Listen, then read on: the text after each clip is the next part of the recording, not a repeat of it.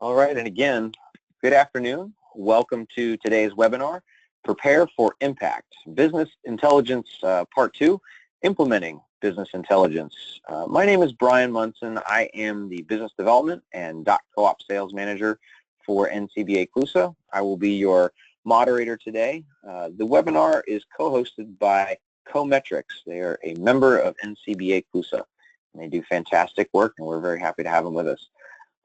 Just a little bit about the series very quickly. Prepare for Impact is our exclusive webinar series that will explore the key issues that will shape our 2017 Co-op Impact Conference to be held October 4th through the 6th in Alexandria, Virginia.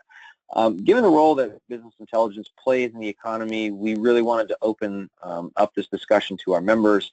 Our purchasing co-op members in particular will focus on the business intelligence topic during some of their workshops. So I think we will all look forward to that discussion. This is part 2 of the series, but at the end of this 3-part series, we do expect that everybody that's been on the line and listened to the recorded version will have a better understanding of business intelligence and how to use it. The Prepare for Impact series focuses on several other topics. For instance, on Thursday of this week, we have a webinar on membership, recruiting, and retaining members given by the Veterinary Co-op. So we'll be talking about things like that, marketing your co-op identity, other membership issues, technology, security, things like that. So we look forward to you joining us for those. Very quickly, a bit of housekeeping before we begin. All the phone lines you've seen are muted during the presentation to reduce background noise. You can, of course, pose questions, just not verbally. If you do have a question, you have a question box on your GoToWebinar control panel. Type those in. We'll collect those at the end and answer them as time allows. Lastly, we are recording this program, and so it will be archived on our website. As attendees and registrants, you will receive an email containing the link to that recording. So please feel free to share it with those that may find interest. So your panelist today is Paul Giudice, CEO of CoMetrics. Paul's going to tell you a little bit more about himself and CoMetrics. So with that said, Paul, I'm going to turn this over to you and we can get started. Excellent. Thank you, Brian. Good afternoon. So as Brian mentioned, my name is Paul Giudice, and I am the CEO of CoMetrics. And I've been working with businesses and nonprofit organizations to implement data systems and help interpret data to make better decisions for a long time. Prior to CoMetrics, I have a background advising Fortune 100 type companies, and then spent the last part of that 10 years advising smaller and medium-sized businesses and nonprofits. And recently, about 3 years ago, joined CoMetrics. So I'm pretty excited to share with you some of my insight and some of what we're doing at CoMetrics. Today, I thought I'd spend just a few minutes on what is CoMetrics and give you a little bit of background of the co-op, and then take you through a business intelligence case study. Then go a little bit deeper into benchmarking, which is really the core bit of work that we do at CoMetrics. And then finally show you a demonstration and open it up for discussions and questions. So with that, what is CoMetrics? Well, at CoMetrics, we have developed the leading platform to exchange performance benchmarks. And we do that really for one reason. We do that so that businesses and nonprofits can securely and anonymously, if they wish, share those metrics. And with that kind of rich data and that rich intelligence, they can use this insight to make better decisions. And if we're successful working together, those organizations will grow stronger and more profitable. That's what we do. We provide strength in numbers. And we've been doing it a long time. So CoMetrics was founded over 20 years ago. And I love the founding story. It actually, one of the founders, a guy named Walden Swanson, many years ago was working alongside John Mackey at a natural food co-op. And they got in a little bit of an argument about how to grow the natural and organic food movement. And we all know what happened. You know, Mackey went on to form Whole Foods, and Whole Foods has been fairly successful. Swanson said, no, the way to do this is through cooperatives. And what he started to do is bring all these independent co-ops, food co-ops, together to help share best practices and share performance metrics. And it was very challenging, and he figured that there's got to be a better way to do this. And so he built technology that allowed all these independent businesses to share their performance metrics in a very secure and as apples to apples as you can get kind of way. And over the last 20 years or so, we built on that core insight and core technology, and now offer robust benchmarking services to a range of industries and sectors. But natural food and food co-ops is where we came from. So our first client became National Co-op Grocers. National Co-op Grocers, or NCG, grew up out of that data foundation that Swanson and others, the other founders, had created. And it's been very successful. So NCG members have used that data to inform decisions, and they've grown at about 11% per year from 2005 to 2015. And during that same time period as a group, they tripled their collective profitability. NCG as a co-op uses business intelligence, or uses this data heavily, and they use it to help design member programs to support their members. They work with individual members on fending off competition, and as a purchasing co-op, they use it to enhance their negotiations. So I want to talk, we know NCG very well. They're a very dear partner to CoMetrics, and we've worked with them for a long time. And so I thought they'd be a perfect case study for today. And my goal is to highlight how they have tackled this challenge of how do we implement, as a purchasing co-op, how do we implement a robust business intelligence system. So to do that, let's start with just a little bit of background around NCG. So NCG is a member-owned co-op. They have a purchasing co-op.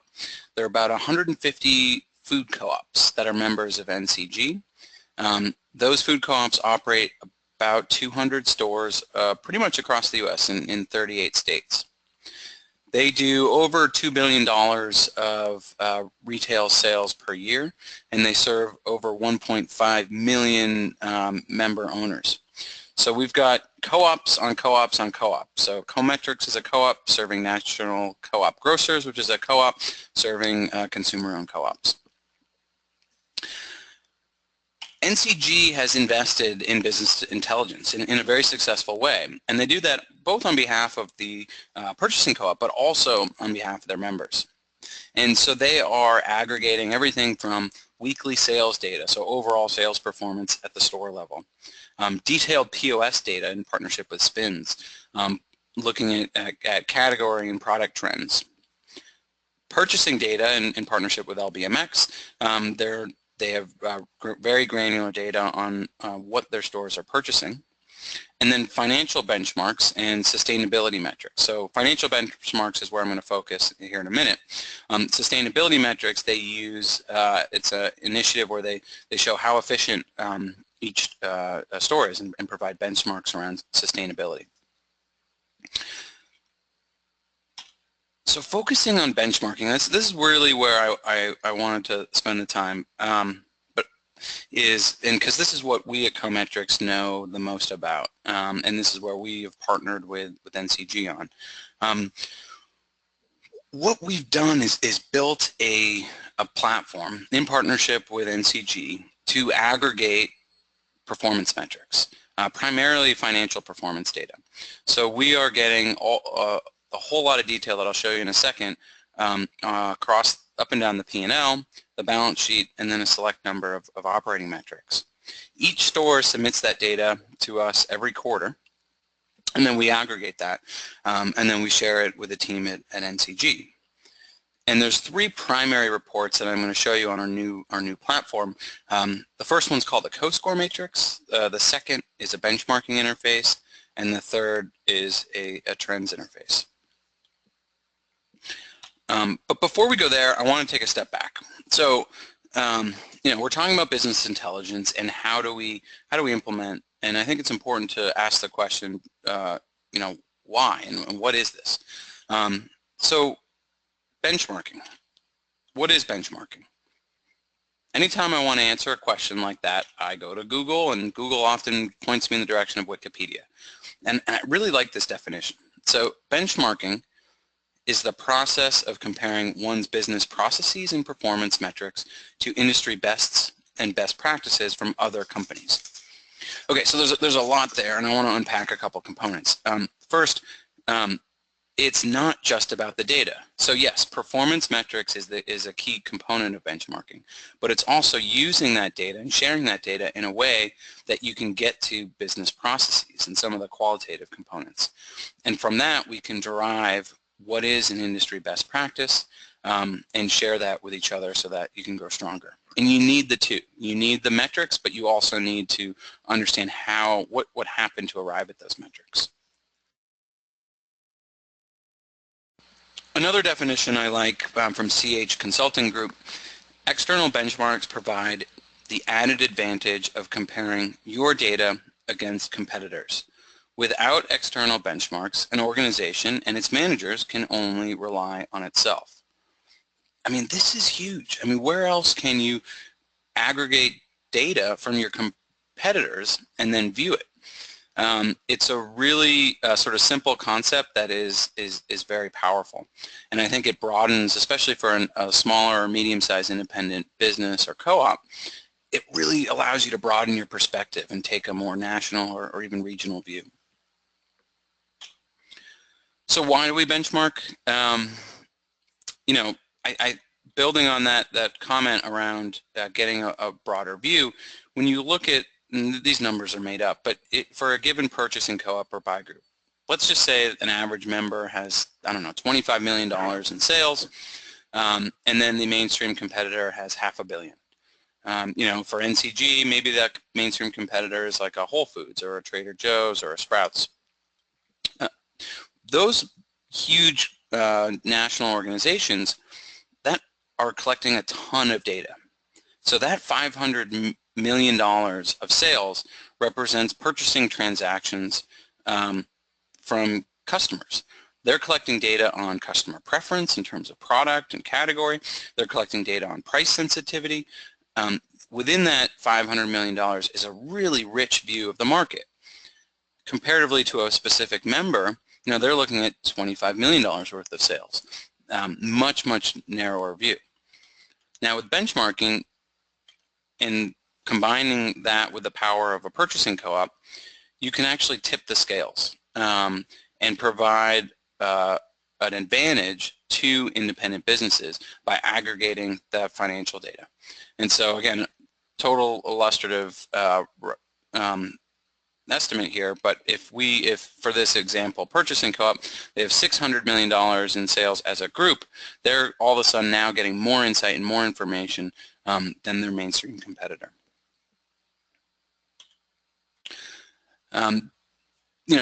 Improvements in any business is a game of inches, but it can be very impactful. So if identifying opportunities using business intelligence, using data derived from your competitors, if that can lead to a small improvement, so say, if a typical margin is 3.5% and you can glean, say, just a quarter point, that could result in anywhere from $25,000 to $75,000 at the end of the year. If your revenues are in the $10 to $30 million range. So it's significant at the end of the day. It's challenging. And I mentioned, Swanson in the early days, he was collecting financials from all of these different food co-ops and created, a mess of an Excel model initially, because everybody was on a different accounting system. And everybody had different accounting practices, and it was very manual. If anyone's ever done this before, comparing two organizations, it can be very time intensive. And so one of the ideas he had is he knew there had to be a better way. And we had to overcome these challenges around different accounting packages, different ways of managing the books in terms of how many general ledger line items you want to track, how do you bucket those, what are the right categories, as well as financial management practices. So are you doing a physical inventory every month, every quarter, or every year?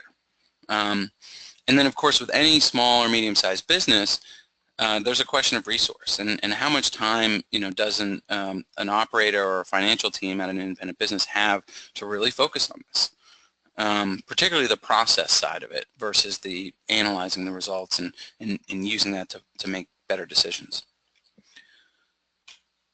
So what Swanson did was start with the raw accounting data. He said, let me look at a raw data export from an accounting system in the form of a trial balance. And I think this model really applies to a lot of different business intelligence implementations. I think in Roni's presentation in sort of the first chapter of this series, he really highlighted this spectrum of structured versus unstructured data. And when you think about accounting data or financial performance data, it's somewhere on that spectrum. It's probably closer to structured, but everybody's structure is a little different. And so with any business intelligence implementation, one of the first steps is let's get the raw data. Let's see what's available in terms of that kind of structure. And then let's see what we can draw out of that, or what can we make replicable maps that align that into a common way of looking at things. And so going back to the CoMetrics example, working with NCG, the founders were able to take each individual's financials, create a common view of financials, and then map them. And the idea was you do this once, and then every quarter that ticks by, every year that ticks by, you use that same mapping. And so what that does is streamline that upload process and makes it much easier to share very detailed, very rich information in only a couple of minutes because it's just a quick upload. So with that, that started 20 years ago. We've evolved and invested in our platform, and we now have a new set of web-based tools. And I think this is one of my favorite quotes here at the bottom. And this is really what I think we strive to do, and I think is best practice in terms of business intelligence implementation, which is creating a resource for independent businesses and co-ops that not only is as good, but is better than what's available for Fortune 100 type companies. So this store manager said, as a former systems analyst with a Fortune 100 company, I was pleasantly surprised by the technical sophistication and usability of the CoMetrics tools. They demonstrate how a cooperative approach to exchanging ideas and expertise can quickly leverage emerging technologies to get a leg up in a rapidly changing industry. So I think you can see why that's my favorite quote. So from there, what I'd like to do is show a little bit about the platform, and I know the chat lines are open. So if you have questions, we'll answer them at the end. But please reach out, and Brian will queue those up. So like I said, there's three examples I want to share. And this is what I would like to think of this as is a successful version of a business intelligence implementation. Right now, we're looking at each dot represents a member of the NCG co-op. And what we're doing is we're scoring each individual based on a basket of metrics. And so folks on the left here who are scoring in the sort of the 20s and 40s are doing worse than folks on the right in the 80s or 100s. Then what we're doing is we're showing the change in score. So right now I've selected the first quarter of 2015 versus the first quarter of 2016. So I've purposefully selected Lucky Glass. So Lucky Glass, not doing so hot, right? Sort of in this lower quadrant here. Their score is a 36. It went down in 2016 to a 29. And you can see the basket of metrics that we've used for the NCG members. You know, it's looking at asset quality and capital adequacy, earnings and liquidity. You know, profit metrics were negative. They did have some sales growth here in 2015, but that seemed to flatten out in 2016. Looks like they had quite a bit of debt on the books, and you know, only a couple of days of cash on hand. So it's, you know, I think it sounds like business was tough in 15 and 16. Now let's see if Lucky Glass was able to get their luck back. So if we move these guys over here, we can now look at the first quarter of 16, which is what we were looking at before, that 29 score, to the first quarter of 17. And look at that. You know, they jumped up 47 points. They turned around their profitability. Sales growth rebounded into double-digit growth, 13% there, and it looks like their balance sheet metrics followed in turn. So a great success story in a really challenging market right now. So taking a step back, I mean, in terms of business intelligence, why is this important? First, it sets the context. It says, as an industry, how are we doing? Are there more dots above the line or below the line? And before this, I looked, and there's actually only 1 out of 3 food co-ops in 17 are above the line versus below the line. So only 1 out of 3 food co-ops is getting better in 2017, at least the first quarter, versus last year. The second question it answers for an individual member is, how do I stack up? Where am I? Am I feeling the sort of the tailwind of the industry, or am I facing headwinds?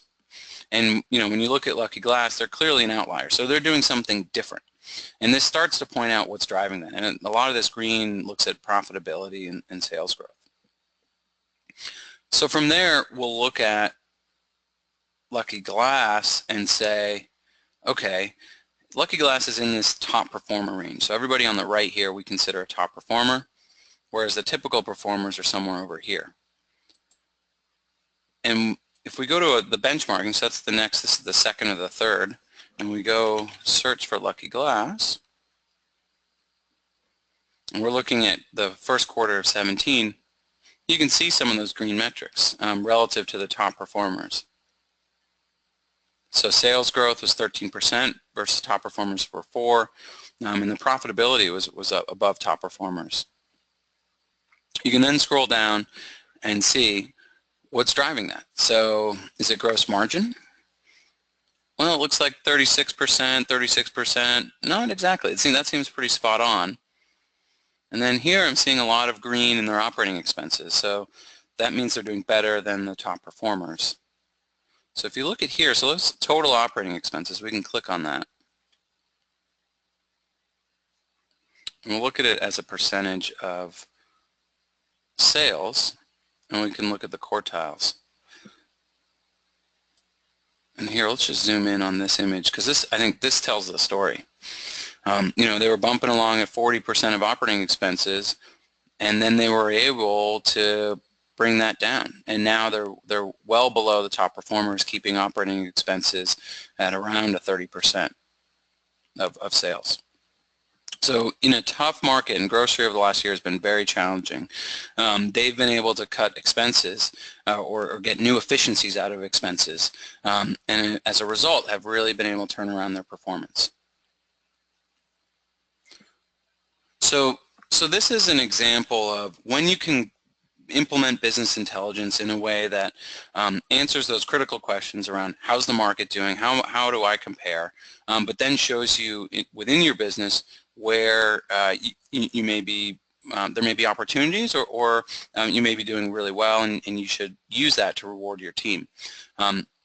This is hopefully an example of a really good business intelligence implementation. The third one I wanted to show is really drilling down that one step further, and so it's focusing on, actually wait, let me pull up our friends at Lucky Glass again, just to use that same example, and we're pulling in years and years of data, so it's quite a bit of data. I'll show you in a second, because it takes just a few seconds to load. there it is. So if we look at Lucky Glass, you can start to see what's driving some of that improvement. And so you can see here on their operating expenses, this beige highlighting is a negative trend. Blue is a positive trend. So when we look and we can start to drill down at different wage categories to see what's driving some of that, you can really start to understand in a granular way where some of those performance opportunities are happening. So again, I don't want to dwell on this, but I did want to just highlight it as an example. So going back to NCG, this is one example. I'm going to click back a few slides here. This is one example, this financial benchmarks component, of how NCG has invested in business intelligence on behalf of the purchasing co-op and their members. And again, they have similar systems, just like with CoMetrics, where they're pulling similar sets of data around purchases and POS and weekly sales, as well as the sustainability metrics. And when you can warehouse all that in a way that gives your members a real-time view of performance and highlight some of those performance opportunities, you can use that data to influence decisions and to hopefully grow stronger and more profitable. And I'll close with one of my favorite quotes. And we've seen all of this a lot. You know, this is the bumper sticker that I'd like to have on my car. What gets measured gets managed. Peter Drucker. And I really believe in that. I think if you can measure it, you can manage it, and that's what successful business intelligence aims to do. Provide you that dashboard that helps you manage your business.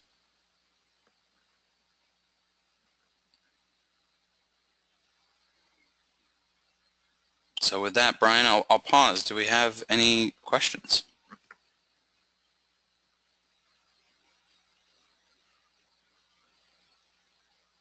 Just unmuting myself there. Turn to the audience here. As we wait for those to roll in, Paul, I do have a couple questions for you. Maybe you can speak to. You know, you mentioned, I think at the beginning, that you work, CoMetrics works across a few different industries, and in the presentation you spent a good deal of time talking about, you know, the importance of benchmarking. Are you finding that benchmarking is something that co-ops are not doing a lot of, just kind of across the board? Is that, or is it just in food that you're finding that? Yeah, it's a good question. I think it's mixed. I would say there's those, and in thinking about members, I think there is a fear of sharing this kind of detail because it's revealing, you know, your financial data. And so I think in general that there's a subset of business owners that just are not ready to share that kind of information. You know, to that I would say it's a very secure and confidential system, and it would it only helps. And there's, you know, we've been in business for 20 years. We've never had a data breach, and we take this stuff very, very seriously. But that's sort of the first tier. I think there's some hesitancy. The second tier is there's a lot of business associations, purchasing co-ops, et cetera, that do some benchmarking, but the results and the level of detail are not as actionable. And so what I mean by that is, you know, there's sort of the traditional model as a survey in the fall after the books are closed, and then you get sort of a flat PDF or some kind of report. Excuse me, the survey in the spring, and then you get that flat PDF report in the fall. And at that time, you know, you're looking, if you're in November or October and you're looking at the prior year's data, you know, the industry has already moved on, so it's not as actionable.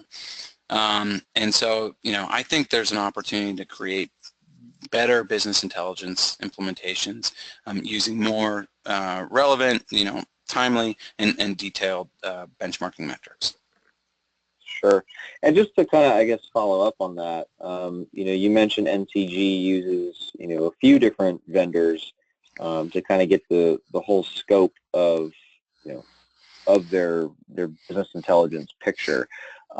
Is that typically what happens? Is that a co-op is going to have to invest, specifically to find this, X, Y, and Z, and then they go to somebody else to get A, B, C to improve efficiency in that area, or are there holistic solutions? I mean, I guess more or less what I'm asking is that when you look at taking this data, and maybe we'll talk about this in the third part, but the implementation of this kind of thing, does it require a lot of different partners in your experience, or can some co-ops get away with saying, well, we're really struggling in this area and this is probably where we should focus?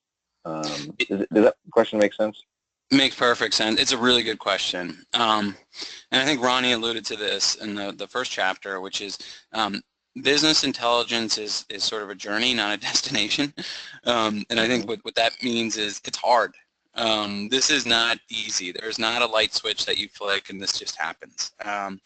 And from where I sit, it's not something that we cannot do the same kind of purchasing stuff that an LBMX can do, or POS stuff that a SPINS can do. It's very different technology and very different business models, and so there isn't sort of that one-stop shop.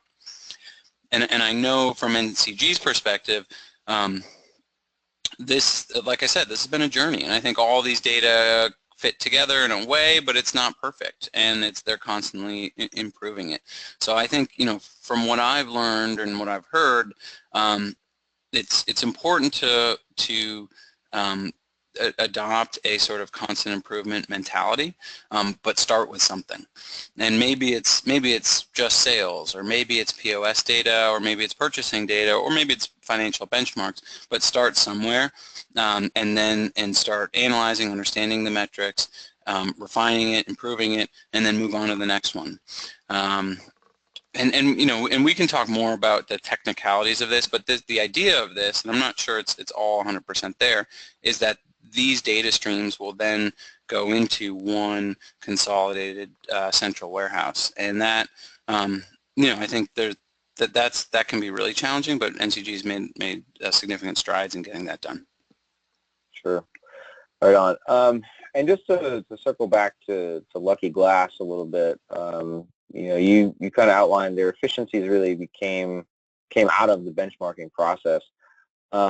What was sort of preventing them from using business intelligence before? Is it that they just got access to it, or were they consciously saying, no, we don't want to use this, or they couldn't afford it, or what was sort of the hurdle to getting them there? Yeah, I don't know. I mean, I don't know that specific example, but in general, what I would say is, and one of the things that really excites me about my job and what we do at CoMetrics is that, years ago, this was really tough. I mean, a lot of this was done, in Excel workbooks, and it was not in the kind of systems that, one of my first clients was Coca-Cola. They were spending millions and millions of dollars on SAP and Oracle and massive custom data warehouses that just was not accessible to a small or medium-sized business. Today that's changed, and I think with technology improvements combined with the power of the purchasing co-op model, where those costs can be spread out, now this stuff is a lot more accessible. And so companies like CoMetrics and SPINS and LBMX can help bring that to the member in a way. So yeah, I don't know if that answers your question. I think it's probably a combination of things have changed, and two, I think business owners are becoming more ready to use data to drive decisions. Mm-hmm. Yeah, and that makes sense. So if there's no other questions, Paul, this is great. This is, I think, really succinct, to the point information. So I speak on behalf of our audience, but it's always good to get this level of detail and kind of drill it down, and then it makes sense. So really good job from you, and I want to thank you again for just preparing this for people that attended the webinar today. For those on the line, just know that it has been recorded, and you'll be receiving a link to that tomorrow. For those that are unable to make it, you'll of course receive it tomorrow as well, as long as you're registered. for anyone that's listening that is thinking about the Co-op Impact Conference, you can learn more about that event at ncba.coop. You can, of course, contact us at info@ncba.coop. The Co-op Impact Conference will focus on the economic impact that co-ops have in communities around the U.S. and even abroad. There'll be sessions on purchasing co-ops, for lawyers and accountants that work with co-ops. There'll be a track for developers, co-op developers that'll be there. So we're touching a lot of different lanes with this National Co-op Conference, and we do encourage everybody to come. Specific to purchasing co-ops, these webinars, this Prepare for Impact webinar series, will be pretty critical to getting the most value out of the conference that you can. So we do encourage you to check these out. You know, Paul, unless there's anything else, we can wrap this up and you know, put it on the shelf for part 3. All right, sounds like a plan. Thank you all. Cool. Thanks, all right, Brian. again, yep, you got it, Paul. I'll follow up with you after this. Thanks everyone that joined. You guys have a great day, and we look forward to seeing you here in Washington, D.C. for the Impact Conference. Thanks, everyone.